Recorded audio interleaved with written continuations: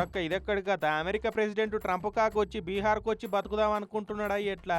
అరే ఓ భయ్యా, జబ్ తక్ రహేగా రెస్టారెంట్ మే సోంప్ తబ్ తక్ రహేగా బీహార్ మే ట్రంప్ అని ఎలక్షన్లలో నినాదాలు చేసుకుంటా పోటీ కూడా చేస్తుండొచ్చు. అందుకే కావచ్చు ఇట్లా బీహార్లో ఓటర్ ఐడి కోసం దరఖాస్తు కూడా పెట్టుకున్నట్టున్నాడు. ఏ పేరు ఫోటో తప్పు ఉండొచ్చు అనుకుంటున్నారేమో. తండ్రి ఫ్రెడరిక్ క్రైస్ట్ ట్రంప్, తల్లి మేరీ అన్నే మాక్లియోడు ట్రంప్ అని తల్లిదండ్రుల పేర్లు కూడా కరెస్టే ఉన్నాయి. బీహార్లో ఉన్న సమస్తీపూర్ జిల్లా మొహియుద్దీనగర్ సర్కిల్ ఆసాన్పూర్ 13వ వార్డులో ఉంటున్నా అని అడ్రస్ కూడా పెట్టిండు. ఫోన్ నెంబరు, మెయిల్ ఐడి కూడా ఇచ్చిండు.